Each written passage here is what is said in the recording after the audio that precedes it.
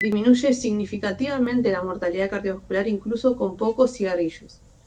O sea, por ejemplo, el consumo de 4 cigarrillos por día duplica el riesgo de infarto agudo de miocardio.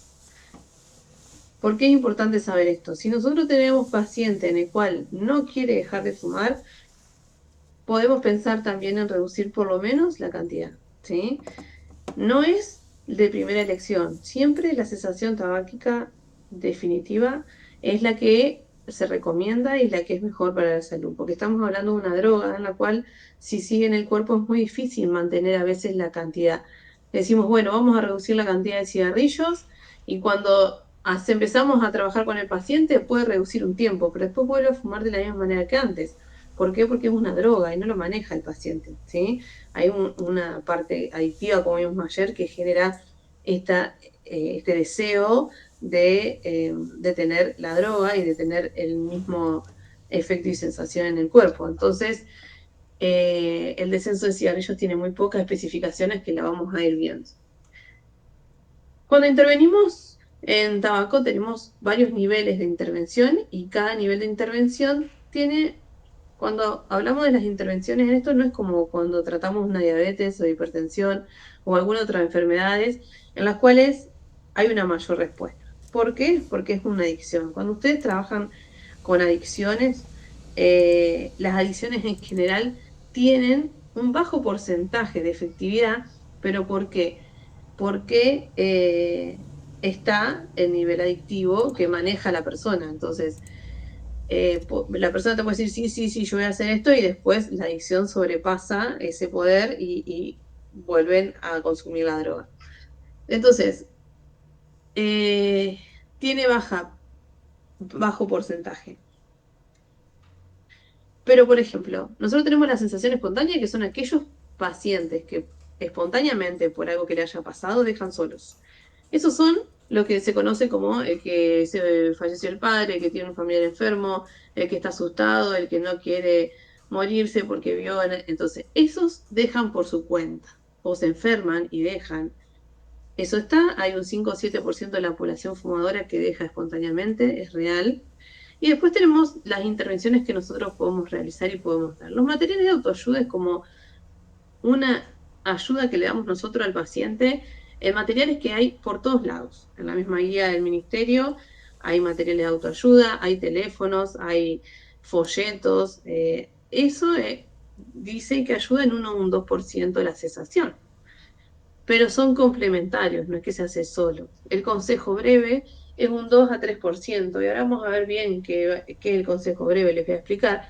Consejo solamente es un consejo, es lo que dice el médico en el consultorio. Tiene que dejar de fumar, puede dejar de fumar, le va a hacer bien a su salud dejar de fumar, y eso ahí queda el consejo. Con el consejo se demuestra que se ha bajado un 2 a 3% eh, el hábito de fumar. Y después tenemos la intervención breve, que es lo que vamos a aprender hoy, que eso reduce en un 6 a un 10%, o sea, hay un 6 o 10% de posibilidades de que el paciente deje de fumar. Obviamente que según qué etapa esté el paciente y demás, que lo vamos a ver, eso tiene otros avances, o sea, más porcentaje, ¿no? Pero la intervención breve es para todos los pacientes, aquel que quiere, aquel que no quiere, y por eso se hace un 6 a un 10% de eficacia, ¿sí? El paciente que ya está decidido, que ahora vamos a ver cómo se maneja dentro de la intervención breve, tiene más porcentaje de cesación, pero cuando hablamos de intervención breve, acá esta estadística hablan puramente de todo paciente fumador. Y después tenemos la intervención intensiva. Eso es lo que hago yo en consultorio, por ejemplo, que soy especialista en la temática y hago consultorio específico de tabaquismo. Eso puede ser en el consultorio, que es una terapia individual, o puede ser unas terapias grupales, que también existe en la evidencia y se realizan terapias grupales con profesionales de la salud, en el cual hay un 30-35% de probabilidad de que deje ese paciente con un tratamiento intensivo.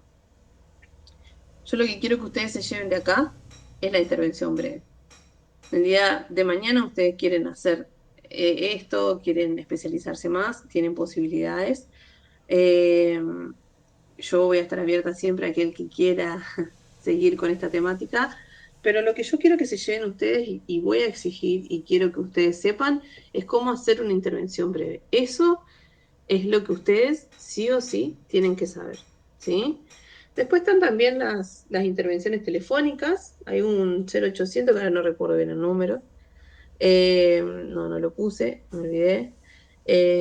Hay, así como en ayuda para la gente de prevención del suicidio y todo, hay una ayuda también para el tabaquista con un 0800. Esa también es una buena estrategia para poder darle a los pacientes como otra alternativa, ¿sí? Antes de empezar a ver cómo intervenimos, yo quiero que ustedes vean los test. No quiero que se confundan. A ver, ¿por qué pongo los test acá y no lo puse cuando hablábamos del tabaquista? Sí, específicamente, en la otra charla. ¿Por qué?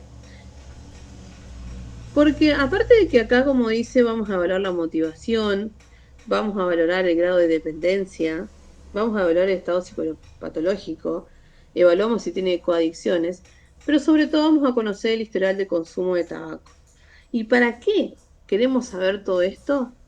Para justamente brindarle un tratamiento específico que le permite que funcione, ¿sí? Para ese paciente. Los tabaquistas son todos distintos, tienen todas cuestiones distintas de base que tenemos que ir trabajando aparte de trabajar específicamente la parte farmacológica, ¿sí? Entonces tenemos que saber qué tipo de paciente tenemos enfrente. Y para elegir después qué fármaco vamos a usar, también tenemos que evaluar qué grado de dependencia tiene, ¿eh? Y para saber si realmente ese paciente va a dejar de fumar, o sea, si tenemos éxito o no, también tenemos que ver la motivación del paciente. Porque depende de la motivación, es la efectividad que nosotros podemos ver. Si tiene poca motivación, seguramente tenga más recaídas, no complete el tratamiento. Si está muy motivado, ¿sí? Seguramente tengamos más éxito en el tratamiento y lleguemos a la cesación. Todas esas cuestiones nos permiten ir conociendo en qué etapa está el paciente. ¿Cómo se realiza eso? Usando estos test, que son el test motivacional de Richmond, el test de Fagerström y el test de índice de intensidad del tabaquismo. Estos test, eh, el que nos va a mostrar la motivación es el test de Richmond. ¿Tá? El test de Richmond eh, se usa con una escala analógica, ¿m? En el cual ponemos como la escala del dolor del 1 al 10 y le decimos al paciente, ¿cuán, o sea, ¿cuántas ganas eh, tiene de dejar de fumar? Y ahí el paciente te pone la intensidad del deseo de las ganas de fumar. ¿Está? Y eh, por otro lado, hacemos hacemos escribir a los pacientes los motivos por los cuales quiere dejar de fumar. Y ahí evaluamos qué tan motivado está el paciente. El test de Fagerström breve, ¿sí? Nos va a decir cuánta dependencia tiene el paciente, ¿sí? Y fíjense que son solo dos preguntas. ¿Cuántos cigarrillos fuma cada día? ¿Y cuánto tiempo pasa entre que se levanta y fuma el primer cigarrillo? Ahí tenemos puntuaciones al costado. Fíjense que cuanto más cigarrillo, más puntos. Y cuanto menos tiempo pasa desde que se levanta y fuma el primer cigarrillo, es los puntos que tenemos ahí. Esto quiero aclarar que es muy fácil hacerlo en consultorio y que enseguida ya nos muestra qué tipo de dependencia tiene este paciente. ¿Por qué esto de, bueno, cuántos cigarrillos fumó? Porque nosotros ya hablamos ayer de la tolerancia, ¿sí? Tenemos una tolerancia y cuanto más fumamos es cuanto más dependencia estamos teniendo. Y el otro nos muestra mucho el poder de abstinencia, de cuánto aguanta el paciente sin fumar. Muchas veces el paciente fumador, el primer cigarrillo de la mañana es el que más le cuesta. ¿Y esto por qué se da? Porque pasa muchas horas sin la droga, sin consumir la droga durante la noche. Entonces, el paciente que pasa más de 60 minutos, por ejemplo, como dice ahí el último punto, que no tiene nada de puntos, es porque si se levantó y estuvo 2 horas sin fumar, ese paciente tiene muy poca dependencia.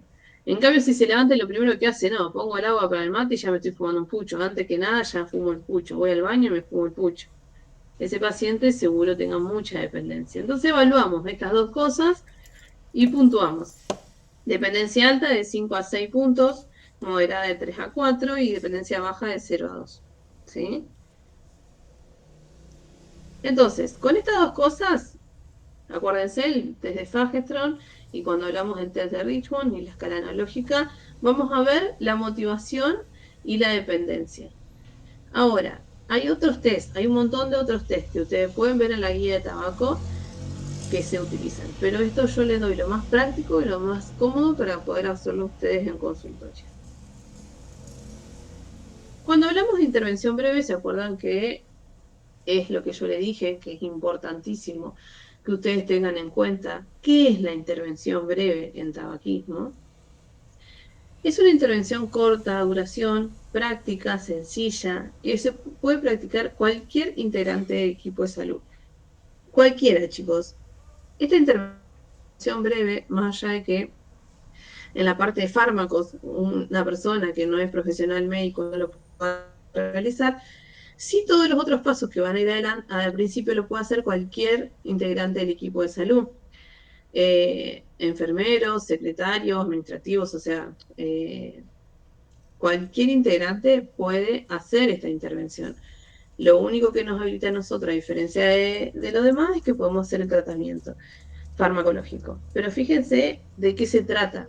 Esto tiene que hacerse no más de 30 minutos y fíjense que no superará las 4 consultas. Y tampoco se puede hacer en una consulta. Esto se hace en varias consultas con un total de 30 minutos. Es como darle en el tiempo de la consulta un ratito a estas preguntas que vamos a ir viendo. ¿Por qué es útil? Para todo fumador, preparado o no, independientemente del sexo, la edad, el grupo racial, las condiciones clínicas y la etapa de cambio en la que se encuentre. Es un elemento clave para la cesación y se lo considera como la espina dorsal de todo proyecto de cesación tabáquica. Y ayudará a los pacientes que no están listos para dejar de fumar a moverse a otra etapa de cambio más avanzada y así aumentar el número de intentos de cesación. ¿Sí? Por eso yo le decía que la intervención breve no es solo para aquel que te dice sí quiero dejar de fumar. La intervención breve se hace en todo fumador. Por eso cuando vemos en el porcentaje de descenso de cesaciones porque se involucra a todos. Cuando veamos que hablamos de personas que ya tienen el deseo y ya quieren dejar de fumar, es distinto, ¿sí? El objetivo principal es favorecer la reflexión entre las personas acerca de su condición de fumador. ¿Cómo iniciamos? La guía de práctica clínica recomienda adoptar un enfoque de 5 pasos, que se llama el modelo de las 5A. Esto ya lo vimos. ¿Y de qué se trata? La 5A nos habla de que primero averigüemos, que segundo se aconseje, que el tercero es asesorar, el cuarto es ayudar y el Profe, quinto es disculpe. acordar. Sí, Ahí está. No, porque en otra diapositiva anterior también, como que no apareció la teoría. Ahora sí apareció. Como que se tilda. ¿ahora está? Ah, está perfecto, perfecto. Ahora Sí, sí. sí, avísenme cualquier cosita. Dale.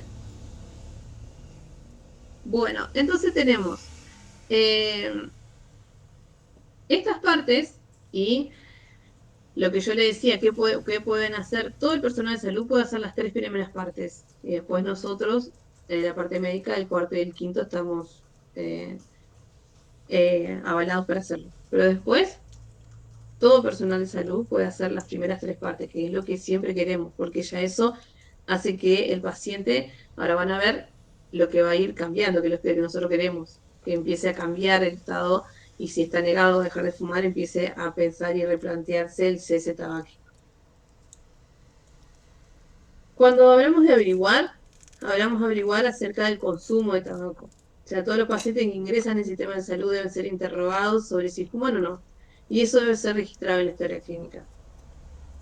Yo les comento que para este punto, esperen ahí está, que para este punto de averiguar, así como lo ven tan simple, es muy difícil de agregar a la práctica. Yo fui referente hace unos años del programa de tabaco del Ministerio de Salud de la provincia de Entre Ríos, en la cual hicimos un relevamiento en las historias clínicas para ver si estaba registrado si los pacientes fumaban o no. Lo cual fue totalmente desilusionante porque veíamos que no había datos de si fumaban o no los pacientes. Un 10% de las historias clínicas tenían el dato de si fumaban o no. Entonces, si no arrancamos por eso, no vamos a hacer nada, ¿sí? Porque si no estamos captando en la persona que viene, por ejemplo, a un control en atención primaria, que quiere venir y quiere hacerse un control de salud y te dice, no, yo soy sano, no tengo nada, no le preguntamos si fuma y le hacemos todo el seguimiento, le decimos, no, vos estás bien, estás sano, y se fue fumando y diciéndole a un médico que está sano, entonces estamos errándole y estamos pifiándola. Y ahí quiero que pongan atención que tiene que empezar todo por este punto, ¿sí? Tenemos que preguntar para poder empezar a, a abarcar esto. Entonces tenemos que averiguar si el paciente fuma o no y registrarlo. Aconsejar a todos los usuarios de tabaco que dejen de fumar.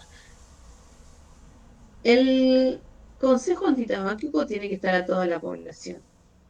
Ahora vamos a ver más adelante un poquito qué es eficiente para que ese consejo realmente sea bueno. Cuando decimos apreciar la voluntad del paciente para dejar de fumar, para saber si el paciente está listo para dejar de fumar o no, se debe saber en qué etapa de la adicción se encuentra. Entonces, para eso nosotros hacemos 3 preguntas. Fíjense que acabamos, chicos, por el tercer punto y para no marearlos, quiero que entiendan que esto no se hace todo junto. ¿Vamos? Recuerden que la intervención breve son 30 minutos y tiene que ser en 4 o 5 consultas. ¿Ya? Entonces, le preguntamos si fuma, le preguntamos si piensa dejar el cigarrillo en los próximos 6 meses o ha estado sin fumar al menos 24 horas el último año. Y si ahí le dice que tiene ganas de dejar de fumar, le preguntamos si le gustaría fumar en el próximo mes, que se lo acercamos más a la fecha. Y en base a eso nosotros podemos saber en qué etapa está evolutiva este paciente. Cuando hablamos de la etapa, ¿por qué? Esto se usa mucho en adicciones, que es el Prochaska, se llama, el modelo de Prochaska y Di Clemente. Es un modelo en el cual nos permite ver que el paciente adicto siempre está en una etapa de cambio, puede permanecer mucho tiempo en una de esas etapas, fijo, estancado, o puede ir cambiando de etapa a etapa en poco tiempo. ¿Sí? Es muy dinámico las etapas del fumador, ¿sí? En qué etapa y en qué momento se encuentra. Acá, antes de pasar a la otra diapositiva, fíjense en qué lugar se encuentra, por ejemplo, la etapa de contemplación, la etapa de preparación, la etapa de acción, la de mantenimiento y la precontemplación. Ahora yo les voy a explicar un poquito mejor, pero quiero que vean la etapa de precontemplación, que ahí es la etapa donde el paciente no quiere dejar de fumar. Después tenemos la etapa de contemplación, en la cual el paciente quiere, pero a la vez no. O sea, quiere, pero cuando le preguntamos si quiere dejar en este mes, o sea, cuando lo apuramos un poquito, nos dice que no. Entonces el paciente no está preparado. Preparado es el paso que sigue, que es cuando el paciente, eh, ya está listo para empezar el tratamiento. Acción es cuando ya dejó de fumar y mantenimiento es cuando está en la primera etapa hasta el año de sin fumar. Y las recaídas pueden aparecer en cualquier momento, desde la preparación hasta el mantenimiento. ¿Sí? Este es el modelo del cual nos habla Prochaska. ¿Por qué sirve este modelo y para qué sirve saber todo esto?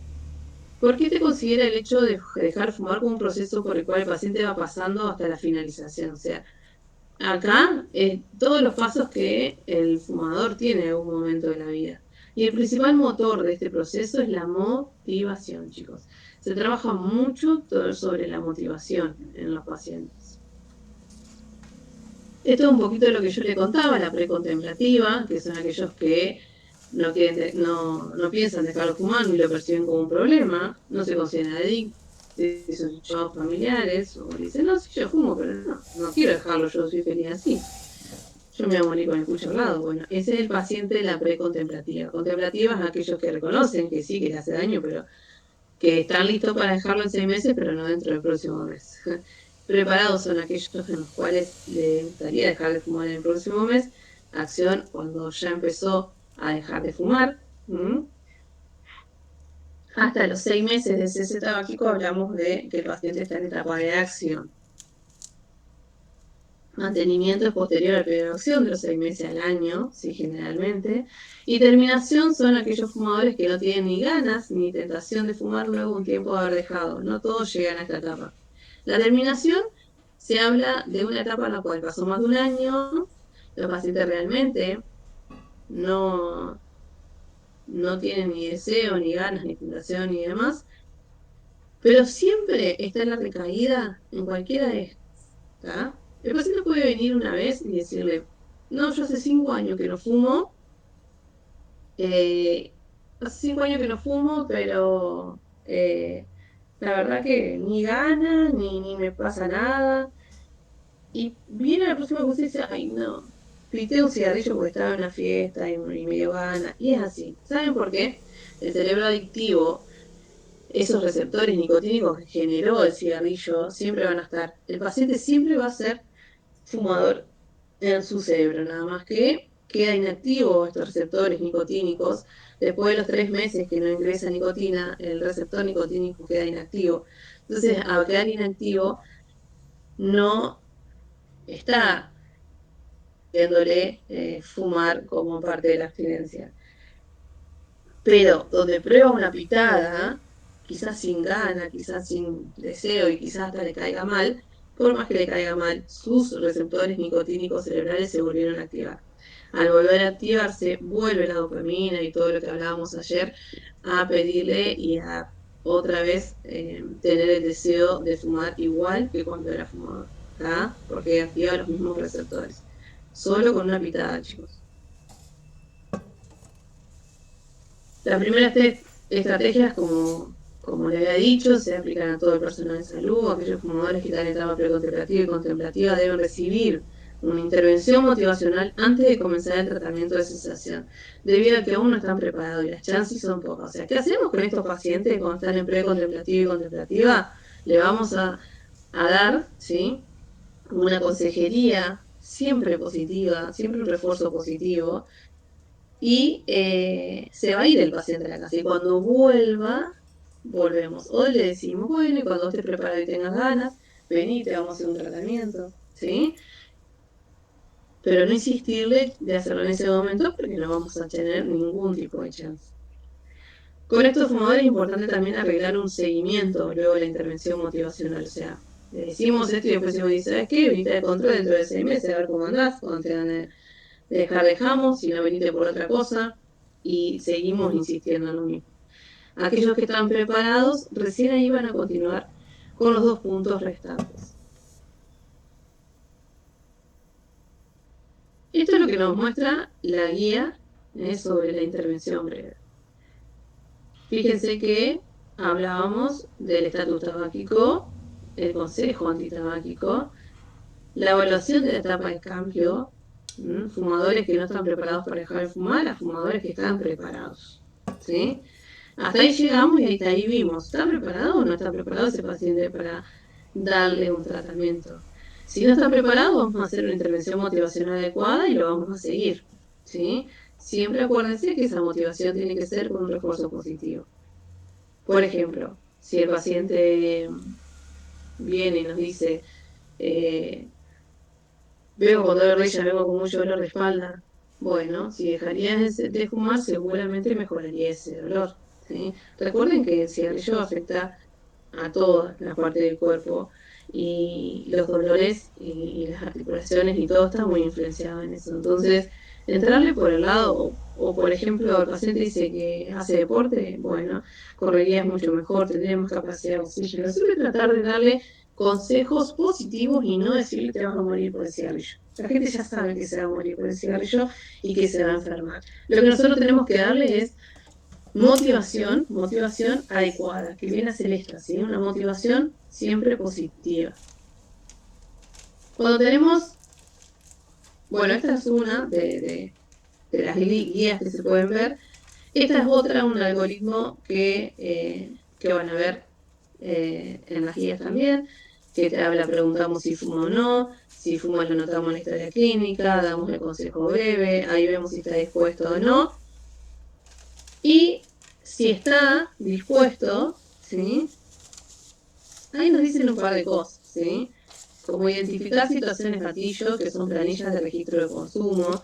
¿Cuáles son las situaciones? Situaciones gatillo, cuando ven esto, es situaciones en las cuales tienen, le dan muchas ganas. Hay momentos puntuales en los cuales el fumador tiene muchas ganas de fumar. ¿Y qué es esa situación? ¿Cuál es la situación que te genera muchas ganas de fumar? Esa es la situación gatillo. Proponer estrategias sustitutivas del acto de fumar. Siempre ahí trabajamos sobre sustituir el momento que tienen ganas de fumar. El momento de deseo, de ganas de fumar, dura 2 a 3 minutos, chicos. 2 a 3 minutos, no más que eso. Son 2 o 3 minutos en los cuales el paciente tiene mucha intensidad y muchas ganas de fumar. Y ahí se trabaja sobre estrategias sustitutivas del acto de fumar. Sustituir ese momento que usaba el paciente fumando con otras cosas. Y ahí hay un montón de cuestiones que van a poder ver en la guía, ¿te interesa? De cosas que pueden hacer para sustituir ese momento, como por ejemplo que se haga una vuelta caminando, que se entre a bañar, que se cepille los dientes, que haga técnicas de respiración, que tome un vaso de agua con un sorbete. Hay muchas cuestiones que pueden hacer y se trabaja sobre eso. Valorar la dependencia física, cuántos cigarrillos por día, tiempo de levantarse, lo que hemos hablado nosotros. ¿Por qué es importante? Porque ahora vamos a ver que para el tratamiento es importante ver qué tipo de dependencia física tiene, para ver qué vamos a usar de medicamento. Informar sobre los síntomas de abstinencia y cómo manejarlos. Es importante que el paciente sepa cuáles son los síntomas de abstinencia. Porque si después deja de fumar y aparece en la guardia por palpitaciones, por dolor de cabeza y se vuelve loco buscando el motivo y el paciente dejó de fumar. El paciente dejó de fumar, tiene síntomas de abstinencia, nada más. Entonces hay que tratar el síntoma y acompañarlo en el cese tabáquico y explicarle al paciente que los síntomas de abstinencia son transitorios, no son permanentes. Si tiene cefalea, se da un paracetamol. ¿Sí? Si tiene mayor mucosidad, se puede dar mucolítico, se puede hacer vapor. Todo se trata sintomáticamente, pero siempre dándole la tranquilidad que estamos cursando con una abstinencia. Informar o referir a la línea telefónica para dejar de fumar. Acá está el 0800 que le decía. Fíjense que acá dice el 0800 cuando el paciente ya quiere dejar de fumar. ¿Sí? O sea, un paciente que ya quiere, entonces podemos brindar este teléfono. Fíjense que ya dándole este teléfono nosotros tenemos un porcentaje alto de CC que tabáquico que está evidenciado, porque esa línea anda bastante bien. Proveer material complementario, como los materiales de autoayuda que hemos hablado, y establecemos una fecha para dejar de fumar. O sea, establecemos un día de, ¿sí? ¿Qué se habla de día de? El día D va a ser el día que el paciente va a dejar de fumar por completo, pero se trabaja antes, ya sea dándole medicación y demás. Ahora vamos a averiguar otras cuestiones antes de llegar al día D, porque el día D ya va a ser cuando ya arreglamos qué día deja y ahí ya vemos qué tratamiento farmacológico le damos y todo, ¿sí? Cuando hablamos de la consejería, volvemos un poquito para atrás, lo que pasa es que yo quería mostrarles estas guías, que son las guías, así las van a ver, ¿sí? Cuando hablamos de la consejería, estas son las cosas que yo le estaba diciendo recién. El consejo tiene que ser breve, al menos una vez al año, todos los tabaquistas, y decirle siempre positivo. Por ejemplo, lo mejor que podría hacer por su salud es dejar de fumar. Lo mejor que podría hacer por su salud es dejar de fumar. No, usted se va a morir si sigue fumando. Por favor, no se usa más eso. Ningún profesional de la salud tendría que estar diciendo semejante cosa. Te van a cortar una pierna porque vas a seguir fumando, te va a agarrar un infarto. porque realmente está muy estudiado de que no sirve en las intervenciones que se hacen para dejar de fumar los refuerzos negativos. Nosotros hablamos de refuerzos positivos o refuerzos negativos a la hora de dejar de fumar. El refuerzo positivo es esto, ¿sí? Decirle que va a tener algo mejor, vas a tener una mejor calidad de vida, vas a tener algo mejor, y eso es lo que sirve, cortito y positivo. Cuando hablamos de la cesación específica de un paciente que realmente ya está preparado, se ofrece un tratamiento psicosocial, tanto individual como grupal, con un mínimo de 4 sesiones. Indicamos un tratamiento farmacológico con algunas de las medicaciones con buena evidencia en cesación tabáquica, ¿sí?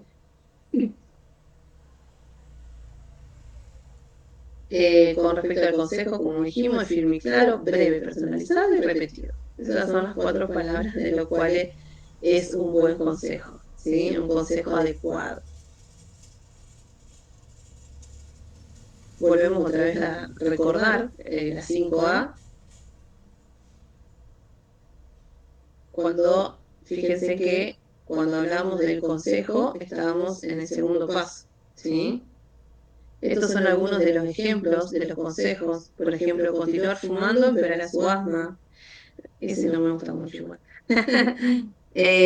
Fumar menos mientras se encuentra enfermo no mejora su situación.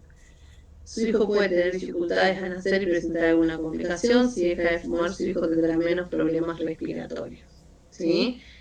De estos, cuáles son sí y cuáles no, se pueden ver, ¿sí? Una cosa es decir, si deja de fumar, su hijo tendrá menos problemas respiratorios, a decirle, su hijo puede tener dificultad de hacer y presentar alguna complicación. ¿Vamos? Ahí está la diferencia entre lo que tiene que ser sí y lo que no, ¿sí? Este es el flujograma que yo les armé para irnos al tercer punto, que es el apreciar. Ya lo estuvimos charlando, pero quiero que vayan viendo cómo vamos siendo, averiguamos, aconsejamos, apreciamos, que vemos el estado de fumar, que ya lo estuvimos hablando, pero este algoritmo que quiero que vean acá es el que la base de todo, chicos. Está puesto, lo hice cortito, como para, fíjense que son una, dos, tres preguntas, y ya no podemos darnos cuenta qué tipo de, o sea, todo lo que hablamos de la teoría, del Prochaska y demás, ya con esto nosotros podemos ver en qué etapa está. Con tan solo estas simples preguntas. ¿Fuma? Sí. Si te dice que sí, chicos, ¿qué se hace? ¿Piensa dejarlo en los próximos 6 meses? O sea, directamente ya le preguntamos si quiere dejar de fumar. O todo eso, solamente decir, quiere dejar de fumar. Si le dice que sí, ahí vamos a la pregunta de si quiere dejarlo en el próximo mes. Y ahí ya nos va a decir que no, que sí. Si no dice que sí, está en la etapa de preparación. Y si nos dice que no, está en la etapa de contemplación. O sea, un paciente que sí tiene deseos, pero que no deja ya, no quiere dejar ahora. Entonces no le podemos dar un tratamiento. Y en cambio, el paciente que dice que sí que fuma y le gustaría dejarlo, y la verdad que no. Bueno, listo, ese paciente está en precontemplación. Listo. Fíjense que con tan solo 2 preguntas ya pudimos ver en qué tipo de etapa estaba. Ahora, aquel paciente que fuma, que si le preguntamos si fuma y nos dice que no, siempre se quedan ahí. La mayoría de las veces no se pregunta más allá de eso. ¿Fuma? No. Ah, listo. Registramos la historia clínica que no fuma. Y nos olvidamos de que hay que hacer otra pregunta. ¿Por qué? Porque en base a esas preguntas que siguen, nos vamos a dar cuenta si está en otras etapas. Por ejemplo, ¿ha fumado usted alguna vez? Y dice, sí, sí. ¿Cuándo dejó de fumar? Porque nos pasa mucho. Vienen con un resfrío, dejan de fumar, van al tercer día a una guardia, a un centro de salud, a consultorio y no, no, yo no fumo. Ajá, ¿cuándo dejó de fumar? No, hace 3 días porque estoy ahora con gripe. ¿Se entiende? Y ahí nos damos cuenta que ese paciente o está en acción porque hace menos de 6 meses que dejó de fumar, o hace más de 6 meses que dejó, pero todavía está entre los 6 meses y el año, entonces ese paciente está en mantenimiento. O si les dice que no fuma, le decimos, ¿y alguna vez fumó? No, no, no. Entonces ahí recién tenemos al paciente que es no fumador. ¿Está? pero no nos podemos conocer la fuma y no preguntarle si alguna vez ha fumado, ¿sí? Porque también, si te dice hace 2 o 3 años, más allá de la etapa, chicos, si te dice hace 2 o 3 años yo fumaba, pero dejé hace 2 o 3 años, bueno, reforcemos y aconsejemos de que lo mejor que puede haber hecho es eso y que lo felicitamos. Entonces ya eso le hace bien a la persona y le hace reforzar el mensaje que nosotros queremos dar es que no vuelva a fumar. Tenemos esa tercera A ya realizada, ¿sí? Entonces ahora que ya tenemos el siguiente paso, que es asistir, solamente lo podemos hacer como hablamos del que está en preparación, en etapa de acción o en etapa de mantenimiento. Si no están en esa etapa, no podemos seguir con la cuarta A, que es la de asistir al paciente, ¿sí? Entonces, cuando ya tenemos un paciente en estas etapas, ofrecemos un tratamiento psicosocial, tanto individual como grupal, con las 4 sesiones como hablábamos, más el tratamiento farmacológico, nos decía la guía recién, ¿sí? Entonces, ¿cómo hacemos? Elaboramos un plan de tratamiento con una fecha de abandono, que es lo que yo le decía, es el día D, es la fecha en la cual va a dejar el cigarrillo. Le damos a dar estrategias psicosociales, como esto que hablábamos, de cómo manejar el momento de las ganas de fumar, las situaciones gatillos, el refuerzo positivo y la farmacoterapia. Cuando hablamos de por qué es importante, y quiero que ustedes puedan ver este diagramita que les hice, ¿por qué? Cuando nosotros tenemos el tratamiento de la gente viene mucho en busca de la medicación. Listo, dame la medicación y ya está, no vuelvo más. O vengo con la receta, dame la medicación y listo. Y acá hay 3 tipos de dependencia, en las cuales si no manejamos las 3, chicos, el tratamiento no va a ser eficiente. Si no, por más que hagamos bien el fármaco, pero no hacemos bien el seguimiento y le damos estrategias a nivel psicológico y social, ese paciente hay muchas chances que tenga más recaídas. Y no recaídas por la abstinencia física, sino por los hábitos y las costumbres y cómo manejaba el cigarrillo con sus emociones. Porque se habla de un duelo. Por eso se habla de un año cuando hablamos del tratamiento de tabaco. Hablamos 3 meses de la parte física, pero hablamos de 6 meses a un año con la dependencia psíquica y social, que es la socioconductual. ¿Tá? Que esa tenemos que tenerla en cuenta, tenemos que darle herramientas a los pacientes para que no vuelvan a fumar y no tengan recaídas. Fíjense que acá tenemos el paciente rudo, el de la tabla, ese es el paciente que está ahí peleándola y quiere dejar de fumar. Y cuando hablamos del plan de tratamiento, lo esquematizamos a veces como una mesa, ¿sí? Porque la mesa, si no tenemos las 4 patas bien balanceadas, seguramente se vaya a caer. Y el que se va a caer es el paciente, ¿sí? Volviendo a fumar. Fíjense que el medicamento es solo una pata del tratamiento. Los controles médicos tienen que estar, ¿sí? Para hacer un seguimiento. El acompañamiento social tiene que estar. Muchas veces los pacientes quieren dejar solos y es muy difícil. Al principio, bueno, pero siempre tienen que abocarse a alguien porque no es fácil la abstinencia, el duelo que pasa y demás. Y está evidenciado que sirve mucho el acompañamiento familiar, de amigos o del entorno a alguien. No digo que a veces no le quieren contar a todo el mundo, pero sí tener un apoyo es importante. Y el otro es el autocuidado, ¿sí?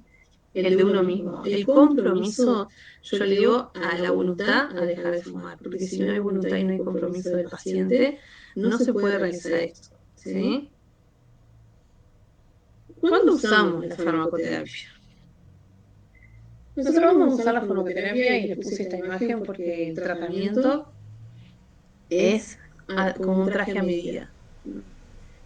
¿Por qué es un traje a medida? Porque cada persona va a tener sus particularidades.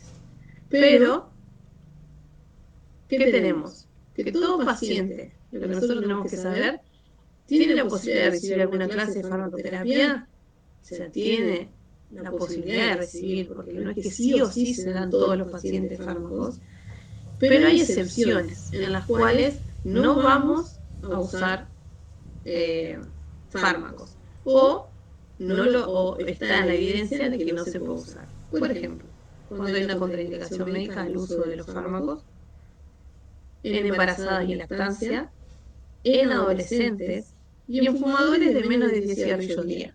¿Por qué? Porque está evidenciado que cuando hacemos fármacos en adolescentes o en fumadores que fuman menos de 10 cigarrillos por día, o sea, lo que muestran las guías y las actualizaciones es que no hay evidencia que sirva.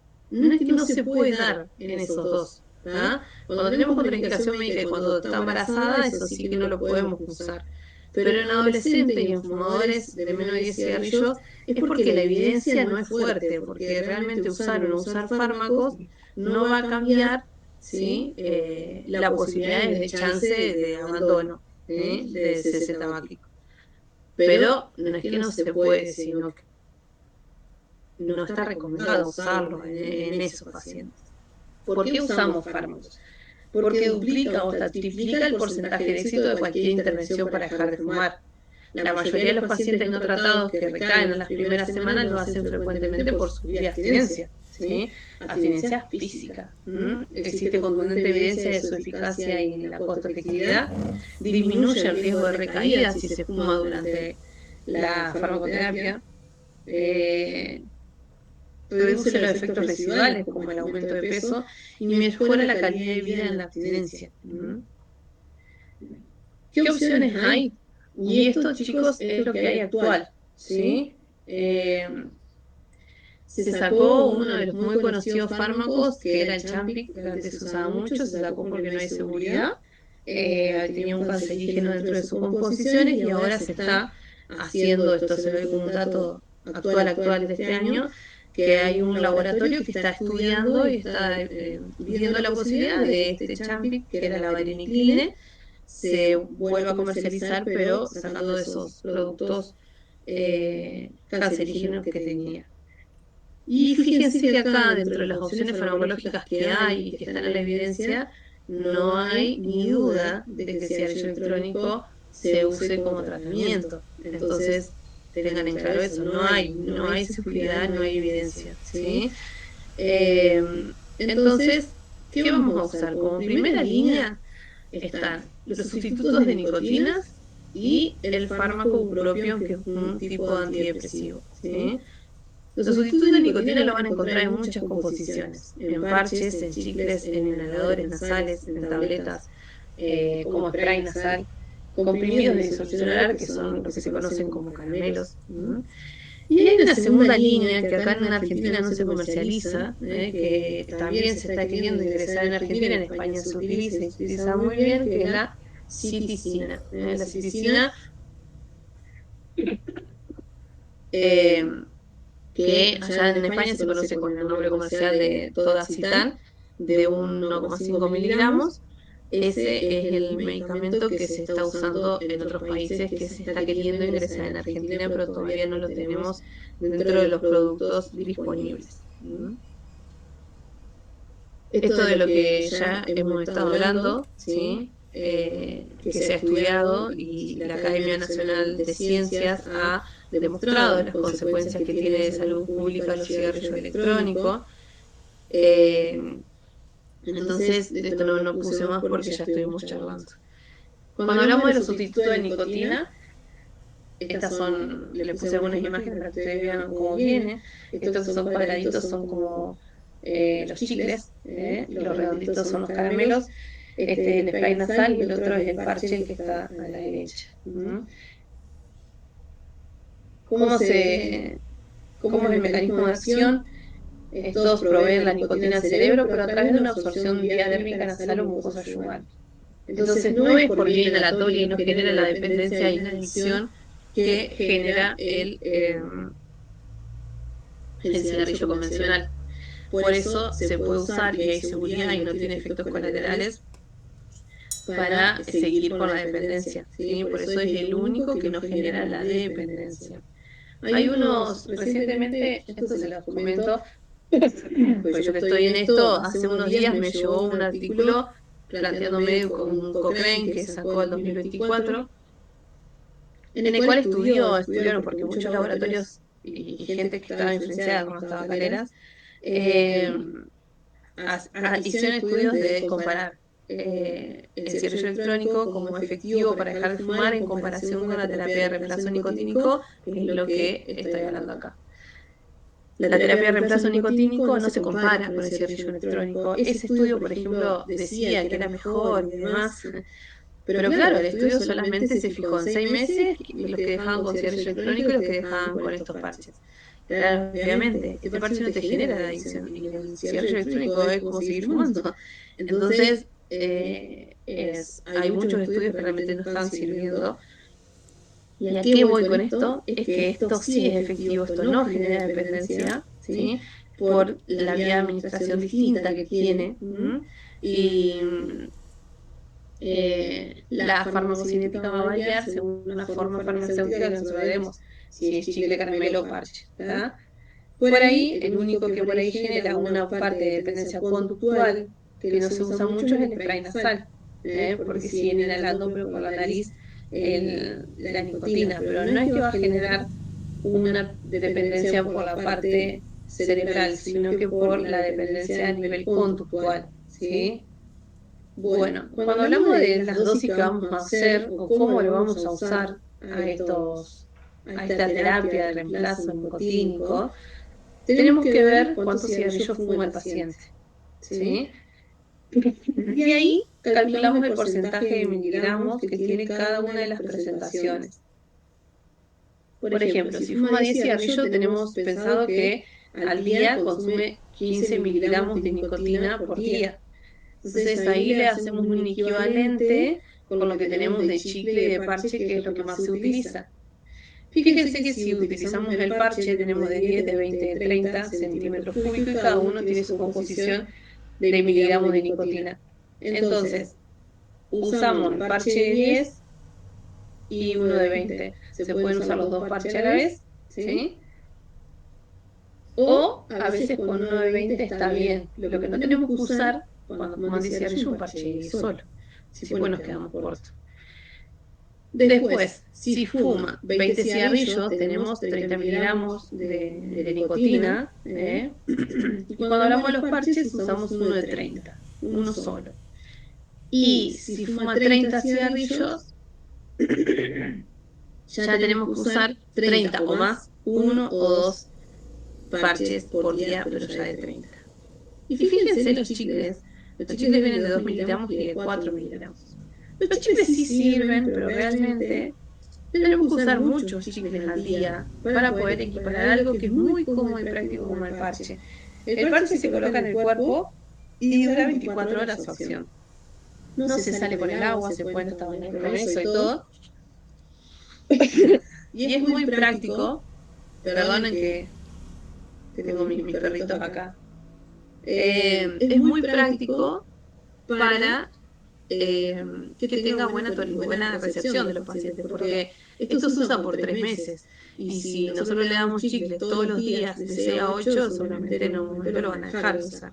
Por eso el parche a veces es de primera elección. Pero también sepan que están los chicles como opción. Ahí son, dice chicles, pero los chicles o los caramelos vienen así de 2 o de 4 miligramos. ¿Sí? Pueden ser chicles o pueden ser caramelos de 2 a 4 o 4 miligramos. ¿Cómo lo indicamos? Por 8 semanas habitualmente. Eso es el mínimo, chicos. Generalmente se habla de 2 meses a 3 meses, sí o sí, ¿tá? Del uso de este mínimo, 8 semanas. Según la cantidad de nicotina, como hablamos, comenzamos el día de... y le damos, podemos hacer las primeras 4 semanas de 30, la segunda de 20 y las otras 2 de 10. O un descenso abrupto, o sea, acá se puede bajar de a poco, que a veces es por la parte económica, que la gente por ahí te pide más barato, porque sale más caro el de 30 que el de 20 y el de 10. Se puede manejar de esa manera.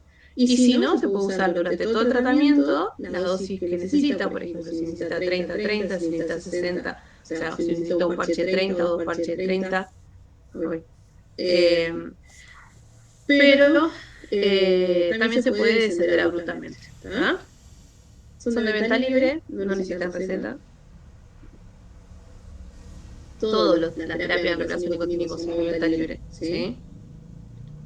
Después tenemos la disolución oral, que son los caramelos. ¿Ah? Los caramelos, ya estuvimos hablando un poquito de la dosis, pueden usar una dosis reglada y también un comprimido en el caso de urgencias de ganas de fumar. También comenzamos el día que elegimos para dejar de fumar, y se usa por 12 semanas, 3 meses sí o sí.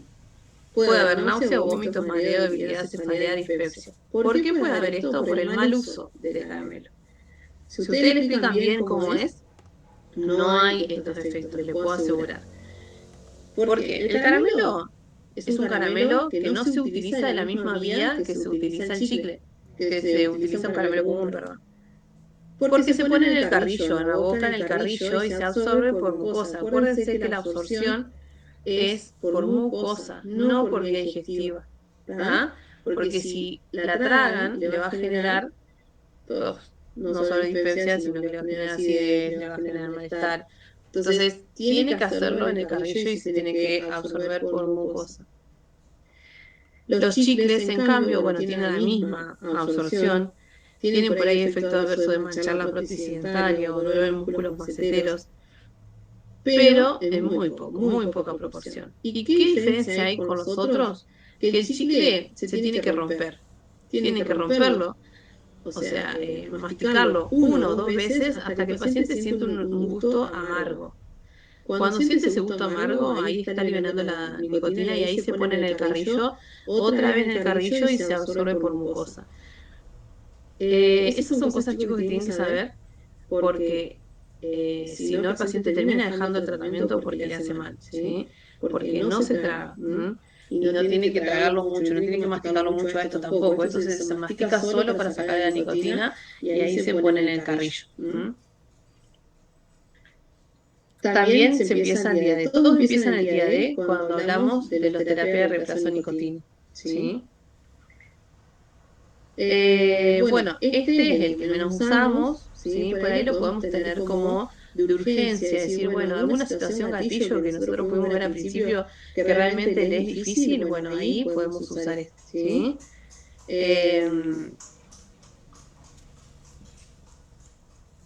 ¿Cuáles son las contraindicaciones para todas las terapias de reemplazo nicotínico? No poseen, absolutas no poseen. Relativas, sí, el embarazo, que es una droga D, la lactancia, la dermatosis extensa, los adolescentes, y precaución en arritmias, angina inestable e infarto. Esto quiero que tengamos en cuenta que son relativas y que se evalúan individualmente.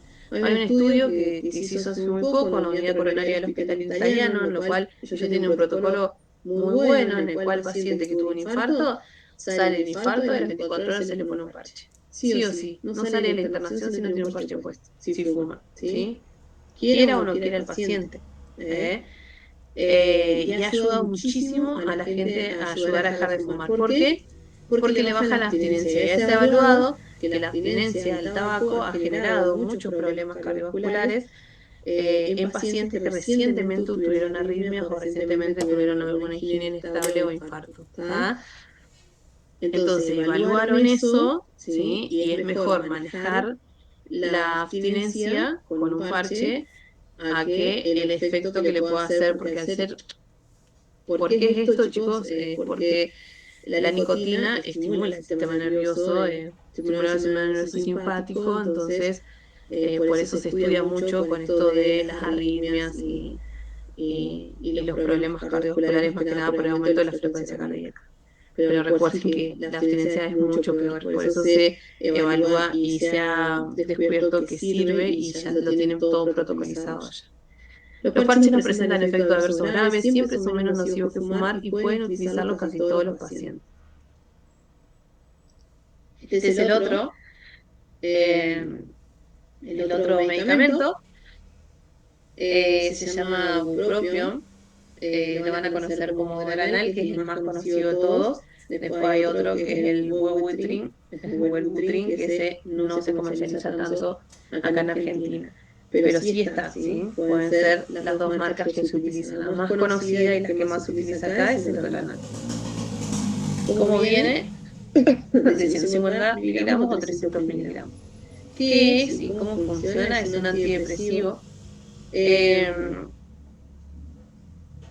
Pero nosotros lo usamos porque es un antidepresivo. Lo usamos por el mecanismo que tiene en los receptores nicotínicos. Esto van a inhibir la recaptación de dopamina, de la noradrenalina y la serotonina en el sistema nervioso central. Entonces,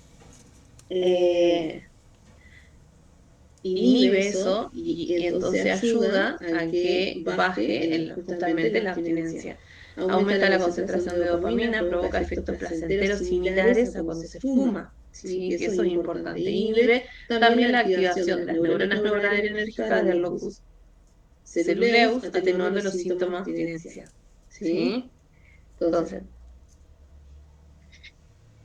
eso es lo que va a permitir y va a ayudar el tema del uso de este fármaco. ¿Cómo lo indicamos? El Odronal viene de 150 por 30 y por 60 y también viene de 300 miligramos. Se puede dar generalmente 150 un comprimido de las 8 horas y 300 miligramos se puede aumentar recién al tercer día, cada 12 horas o como mínimo a las 8 horas. O sea, no tiene que bajar de 8 horas la frecuencia porque genera convulsiones como efecto adverso, ahora vamos a ver. Entonces tenemos que tener la seguridad que pasen más de 8, generalmente sea cada 12.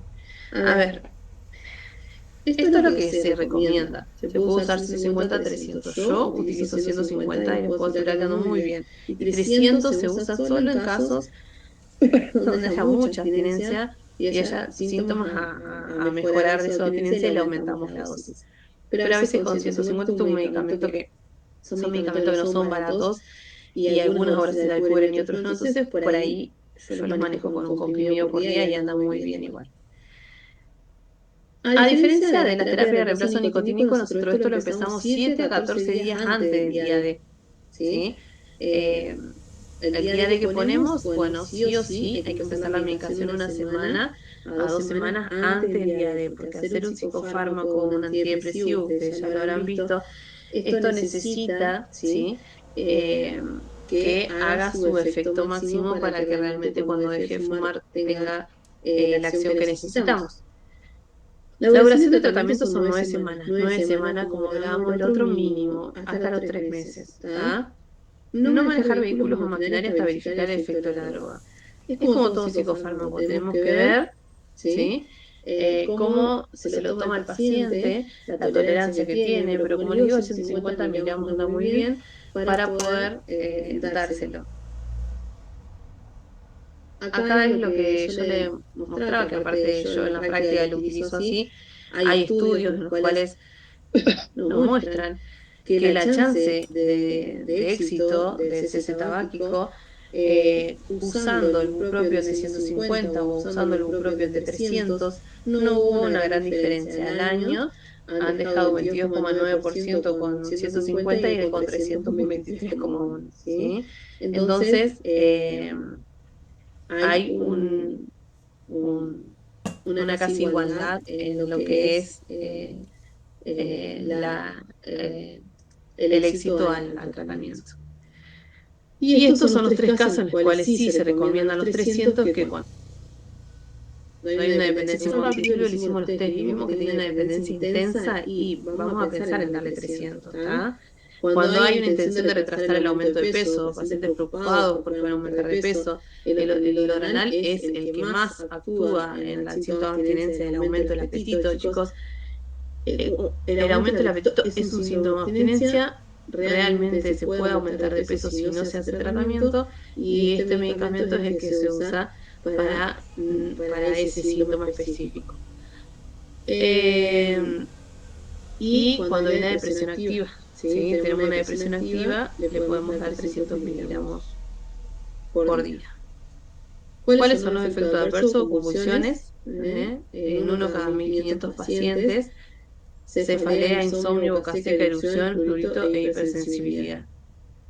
Por eso tenemos las contraindicaciones absolutas y relativas. Absoluta en pacientes con epilepsia, convulsión actual o previa, uso de IMAO en 14 días previos, anorexia bulímica actual o previa, enfermedad hepática severa. Y contraindicaciones relativas, el abuso de alcohol, el embarazo, y situaciones que bajen el umbral convulsivo, como una ACV, un TED con pérdida de conocimiento, el uso de otros antidepresivos, neurolépticos, corticoides sistémicos, hipoglucemiante, insulina, tramadol.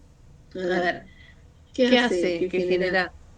Ya de por sí, lo adrenal es bajar el umbral convulsivo, por eso se tiene muy en cuenta todas estas cosas, ¿sí? Nosotros asistimos el tratamiento y ahora tenemos que hacer el último punto, y ya vamos finalizando, ya de estar cansados, ya activen, ya estamos terminando, que es el seguimiento. Cuando hacemos, ¿qué es el seguimiento y cuándo se hace un seguimiento real bien? Cuando tenemos una consulta a la semana del abandono, una consulta al mes del abandono, ¿sí? Eso es sí o sí, ¿tá? Nosotros tenemos que tener una consulta a la semana de abandono y una consulta al mes del abandono. Y después se habla de que se tiene que seguir viendo al paciente una vez al mes o cada 3 meses hasta que deja definitivamente después de los 6 meses, ¿tá? Hasta que pasa la etapa de acción, vamos a decir, ¿tá? El 80% recae en el primer mes. La recaída es más frecuente que el éxito. Fíjense. Estamos hablando de drogas. Cuando hablamos de drogas tenemos que saber esto, de que nosotros vamos a tener más recaídas que éxito. Entonces, un paciente viene y te dice, ay no doctor, usted me dio todo, pero yo volví a fumar. Y el médico le dice, y bueno, entonces ¿para qué me busca a mí? ¿Yo para qué le voy a dar tratamiento? ¿Para qué le voy a ayudar si usted vuelve a fumar? Entonces tenemos que saber que esto es parte del tratamiento, que la recaída está y que nosotros lo que tenemos que darle es justamente pautas para mejorar y para que no vuelva a recaer. Pero tenemos que la recaída tenemos que manejarla, ¿está? Es muy frecuente realizar múltiples intentos hasta alcanzar el éxito. ¿Eh? Esta es la otra parte de la guía, que yo le mostré la primera parte y cómo evaluamos, esto es lo que estuvimos hablando, ¿sí? Y acá les muestra el seguimiento, que es de abajo, lo que está en verde, que dice que son 4 a 8 consultas en 3 a 6 meses, y si se logró la cesación tabáquica, si se logra, estamos en etapa de mantenimiento, y si no se logra, volvemos atrás, ¿tá? Y volvemos al punto cero de Prochaska, como habíamos hablado, ¿tá? Y volvemos a realizar y hacer otra intervención. No confundamos las recaídas con que no logró la cesación. Una cosa es recaer y fumar algún cigarrillo de vez en cuando, y otra cosa es volver a fumar todos los días. Son cosas distintas. Quiero explicarles que en esta guía que yo puse acá la foto es la última guía de Ministerio de Salud del 2021, en el cual fíjense que la varenicline está como tratamiento farmacológico. Pero ahora actualmente no se está comercializando y está prohibido por la FDA. Como hablábamos, las recaídas son parte del proceso, los mecanismos responsables de la adicción no se limitan a la neurobiología, sino que resulta de una compleja interacción entre los factores psicológicos, neurobiológicos y sociales, ¿tá? Entonces, tenemos que tener en cuenta esas cuestiones a la hora de hablar de las recaídas. Cuando hablamos de la relación psicológica del cigarrillo, hablamos de una manipulación oral y manual, de la ceremonial del encendido, del cigarro del encendedor, de lo que genera el sabor y el aroma, los aspectos visuales, la apariencia de fumar, las actitudes reiteradas del fumador, las relaciones con el entorno del fumador, los momentos del día en los que están presentes, después de las comidas, hay muchos hábitos que forman parte ya de una parte psicológica del paciente, y son muchos años en los cuales el paciente ha compartido esos momentos con el cigarrillo, en los cuales tenemos que ayudar a que les sea lo mejor posible y tratar de usar siempre las terapias sustitutivas. Cuando hablábamos hoy de la abstinencia, les puse acá los más frecuentes, que son los síntomas de abstinencia: el estado de ánimo depresivo, el insomnio, la irritabilidad, la ansiedad, la dificultad de concentración, la disminución de la frecuencia cardíaca, la inquietud y el aumento del peso y apetito, ¿sí? Estos síntomas aparecen a las pocas horas de dejar de fumar, con un pico a las 24 o 48 horas, Y el promedio de duración es de 2 a 3 meses. Por eso, chicos, usamos fármacos 3 meses y después no lo usamos más. Pero no quiere decir que después que no usemos, el paciente nos sigue todavía luchando contra el cigarrillo. Porque acuérdense que está la parte psicológica y social también. Y hasta ahí es todo. Gracias por su atención, espero que no se hayan dormido, que no se hayan aburrido. Y ahora vamos a la parte de las preguntas, a ver si alguien está ahí todavía.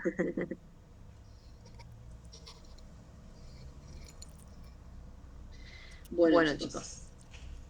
La verdad muy interesante todo. Todavía que consulten Y a ver si tienen alguna yo duda. creo que te había comentado el año pasado, yo fumaba dos atados a tres atados por día y lo dejé en el año 82. Un día dejé de fumar, decidí no fumar más y en vez de comprar cigarrillos me compré una bolsa de caramelos de duro de menta. Y en cada momento que tenía deseo de fumar me metí un caramelo en la boca. Ese fue mi tratamiento.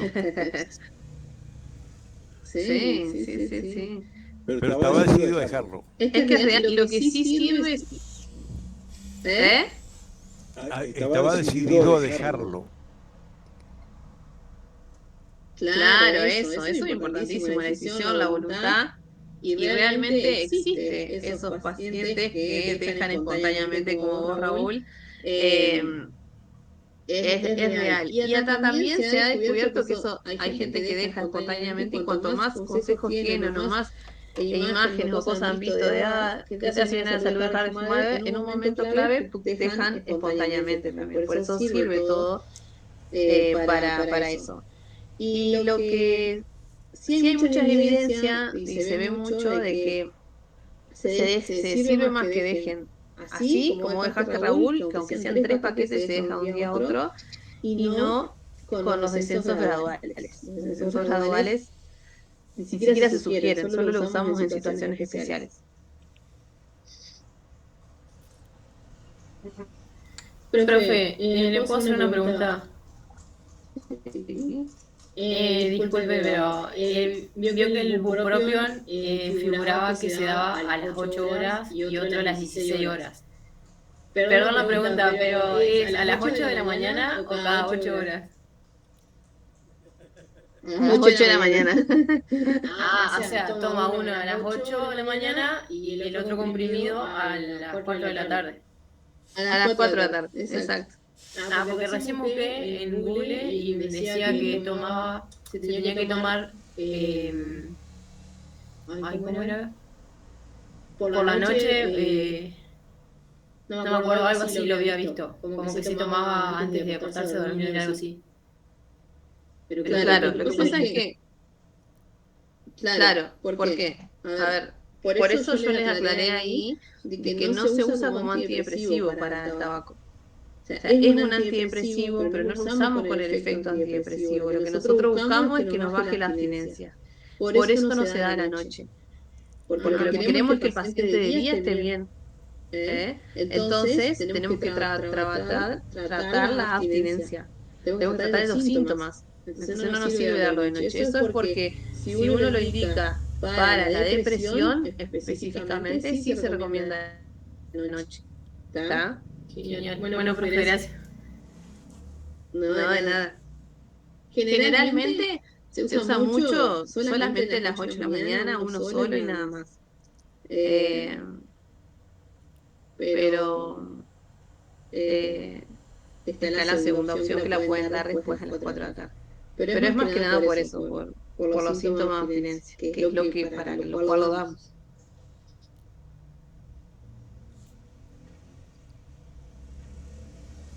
Tengo una... ¿Sí? No me entendí. Dale. Mi pregunta es sobre el seguimiento. ¿Solamente se accede a la consulta cuando se abandona el tratamiento o también tiene que ir a consulta en otros casos? ¿Cómo no entiendo? Creo que no llegué a escuchar si dijo otra pauta de seguimiento también.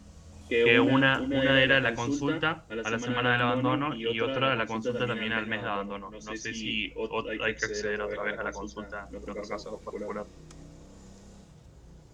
Claro, es así. Eso dentro de lo que nosotros hacemos como el seguimiento, las guías te dicen lo que tiene que estar sí o sí. ¿Tá? O sea, tenemos que tener un control a la semana.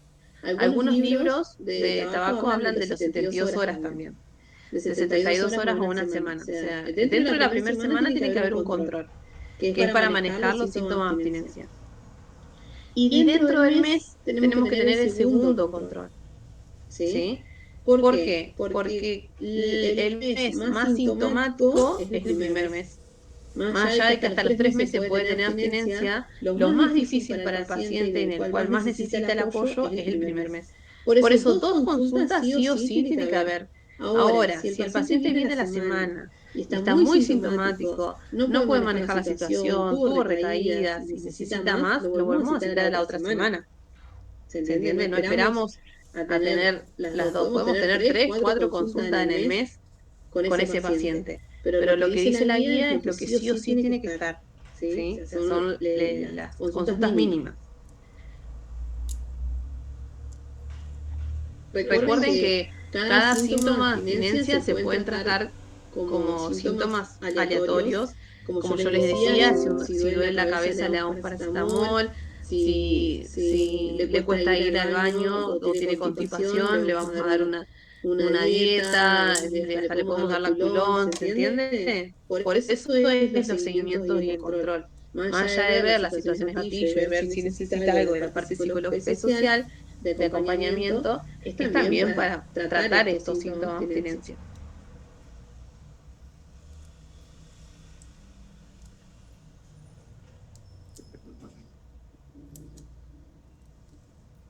¿Alguna otra duda, pregunta?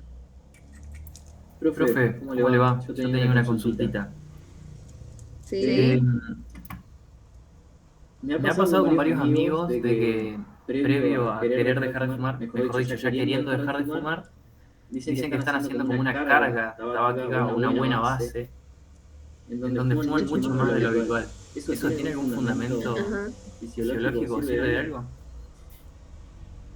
No. Porque la nicotina, por más que tengas mucha o poca concentración, se elimina de la misma manera y en el mismo tiempo. El cuerpo se empieza a desintoxicar en el mismo tiempo. Ahora, sí hay evidencia de la parte psicológica que muchas veces, antes de dejar, fuma más y a veces se le deja. Yo a veces le digo, fuma todo lo que quieras, si quieres fumar más, fuma, como una despedida al cigarrillo, ¿está? Más que la parte biológica es más la parte psicológica. Decir, bueno, ay, me fumo todo, me saco todas las ganas de fumar, como viste, antes de casarte, ¿vale todo? Bueno, yo se le digo así a los pacientes. No voy a ver más, ¿sabes? Te despedí, así que haz lo que quieras. Y le doy la libertad de que fumen. Y me dice, productora, ¿cómo me va a decir que y si querés fumate un paquete, fumate? Pero después no fuma más. Entonces, como que, pero no es por la carga tabáquica que va a tener, sino que más que nada por la parte psicológica. Eso se usa mucho y eso sí nos recomiendan a nosotros que lo hagamos como para que ellos se despidan, pero no porque va a tener una carga, digamos, de nicotina que le va a hacer mejor y va a durar más, eso no. Está. Muchísimas gracias. No, de nada.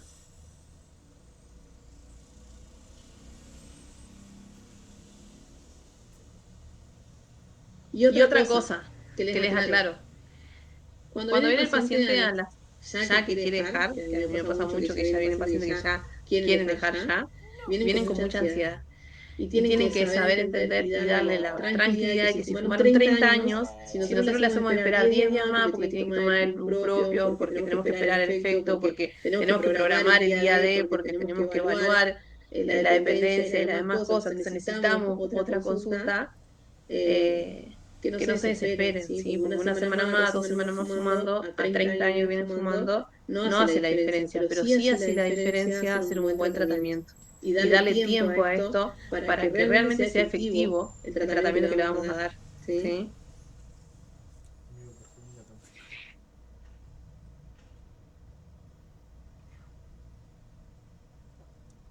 Bueno, chicos, Siento incómodo.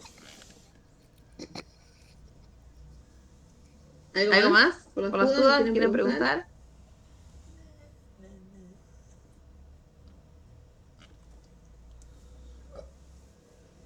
La verdad ha sido muy instructiva la lección. Bueno, gracias. Les doy el aviso porque seguramente no está confirmado, por eso no lo difundimos, pero sí ya estamos el 2 de abril, el 2 de abril, mira, el 2 de junio vamos a hacer una jornada de tabaquismo en la facultad para ustedes los estudiantes y para eh, docentes por el tema de el 31 de mayo, que es el Día Mundial Sin Tabaco, y vamos a estar dando actualizaciones sobre los vapers y va a venir una psicóloga especialista en adicciones de ASAT. Yo formo parte de ASAT, que es la Asociación Argentina de Tabaco. Estoy dentro de la comisión directiva y estamos trabajando bastante con esto, así que va también a haber un neumonólogo donde va a hablar sobre los efectos de los vapers a nivel pulmonar. Así que bueno, si pueden ir a la jornada desde ya, estén ahí atentos porque en breve lo vamos a estar difundiendo. ¿Sí? Y muchas gracias por su atención. Cualquier cosa a disposición. En quinto nos vamos a volver a ver seguro. Así que bueno. Que tengan Ustedes buena estudian tarde. nomás. Chao, hasta luego. Nos vemos. Hasta luego. Chao, hasta luego.